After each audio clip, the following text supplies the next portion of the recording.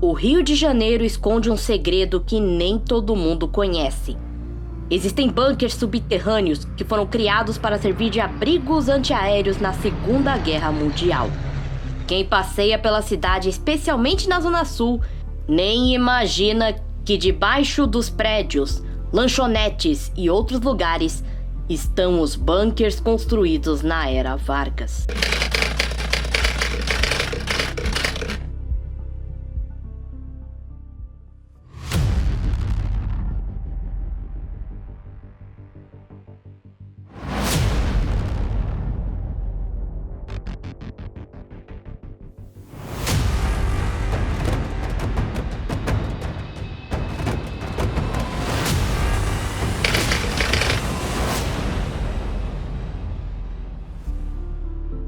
No início dos anos 40, depois que o Brasil rompeu relações diplomáticas com o Japão, Alemanha e Itália e se uniu aos aliados, Getúlio Vargas tomou medidas para proteger a população civil, principalmente no Rio de Janeiro. Em 1942 foi publicado o Decreto-Lei 4098, que instituiu os Serviços de Defesa Passiva e determinava que, a partir de fevereiro do mesmo ano, edifícios com mais de 4 pavimentos e área superior a 1.200 metros quadrados deveriam ter abrigos antiaéreos. A partir daí, os bunkers começaram a ser construídos em prédios, tanto residenciais como prédios públicos. Os bunkers precisavam da aprovação do Serviço de Defesa Passiva Antiaérea, criado também em 1942. Existia um motivo para a escolha do Rio de Janeiro para a construção dos bunkers. Existia um temor de que as cidades costeiras fossem atacadas pelo céu ou pelo mar. Além de ser uma cidade costeira, o Rio de Janeiro, naquela época, era a capital do Brasil. A maioria desses bunkers está em Copacabana, mas também existem muitos no centro, em Ipanema, Humaitá e Flamengo. Um clima de medo pairava sobre a cidade e, por isso, imobiliárias e construtoras destacavam os bunkers dos prédios como um diferencial que prezava pela segurança dos moradores. Muitos contavam com detalhes como a geração própria de gás e energia elétrica para cerca de 5 a 10 famílias.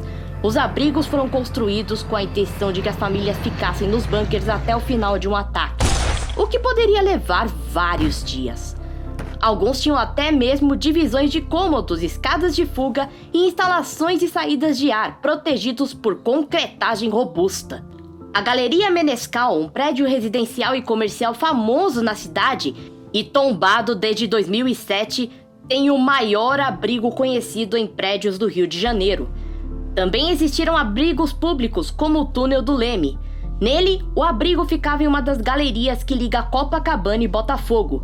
Foram 100 metros perfurados na rocha e o empreendimento foi divulgado como o primeiro abrigo antiaéreo da cidade.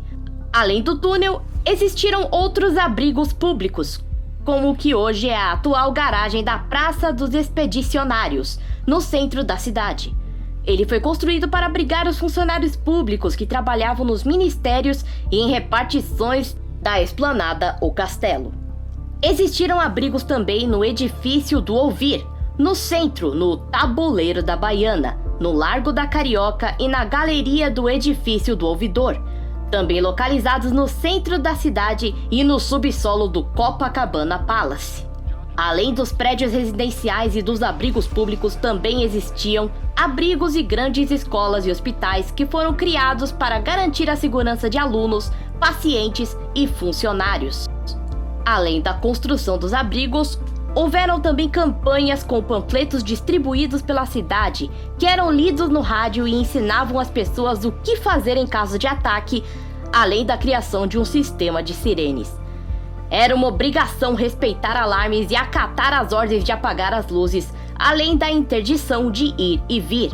Os cidadãos também eram orientados a construir trincheiras nos quintais de suas casas. Também existiram cursos e treinamentos de primeiros socorros e simulações de evacuação em escolas e centros comunitários. Uma coisa que pouca gente sabe é da participação das mulheres no esforço de guerra e nas ações de defesa que atuavam justamente na defesa passiva antiaérea.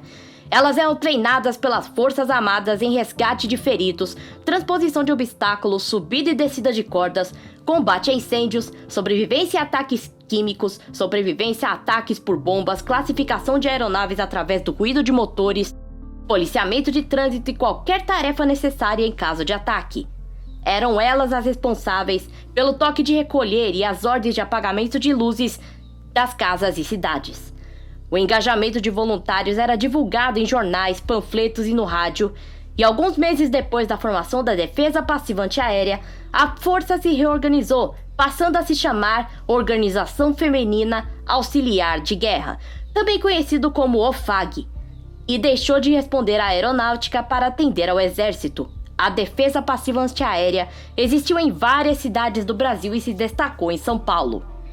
Os bunkers também existiram em muitas outras cidades do Brasil, como São Paulo, Belo Horizonte, Curitiba e Recife, além de outras cidades costeiras, como Niterói, cidade da região metropolitana do Rio de Janeiro. Depois de alguns anos, o medo foi desaparecendo e os antigos bunkers, anos depois, se transformaram em garagens subterrâneas, depósitos e moradias de funcionários de condomínios. Mas ainda assim, conservam características da época.